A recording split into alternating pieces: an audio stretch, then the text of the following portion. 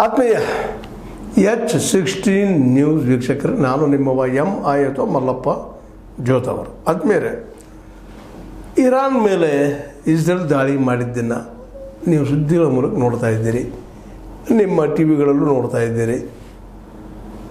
ಇದನ್ನು ಸಪೋರ್ಟಾಗಿ ನಮ್ಮ ಟ್ರಂಪ್ ಅವರು ಇಸ್ರೇಲ್ದವರು ಮಾಡಿದ್ದು ಸರಿಯದ, ನೀವು ನಿಮ್ಮ ಅಣ್ವಸ್ತ್ರ ಏನು ತಯಾರು ಮಾಡ್ತಾಯಿದ್ದೀರಿ ಅವಳ ಬಗ್ಗೆ ಇನ್ನೂ ಮಾತಾಡ್ರಿ ಅನ್ನುವಂಥ ಮಾತು, ಇಲ್ಲ ಅದು ಇನ್ನೂ ಹಾಳು ಮಾಡ್ತಾರೆ, ನಾಶ ಮಾಡ್ತಾರೆ ಅನ್ನುವಂಥ ಮಾತನ್ನು ಇರಾನ್ಗೆ ಎಚ್ಚರಿಕೆ ರೂಪದಲ್ಲಿ ಹೇಳ್ತಾ ಇದ್ದಾರೆ.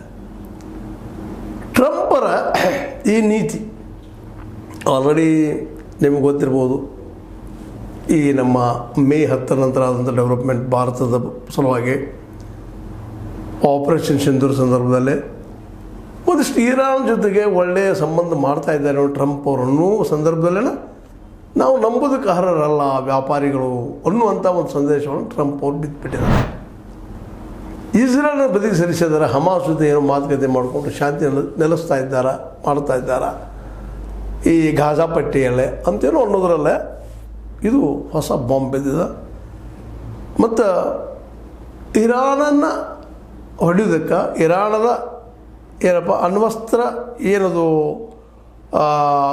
ತಾಣಗಳಿದ್ದಾವ ಅವುಗಳನ್ನ ಹೋಗಿ ಇರಾನದಲ್ಲಿ ಹೋಗಿ ಟೆಹರಾನ್ದಲ್ಲಿ ಹೋಗಿ ಹೊಡೆಯುವಂಥ ಕೆಲಸವನ್ನು ಇಸ್ರೇಲ್ ಮಾಡಿದೆ ಅಂದರೆ ಇದು ಸಾಣದ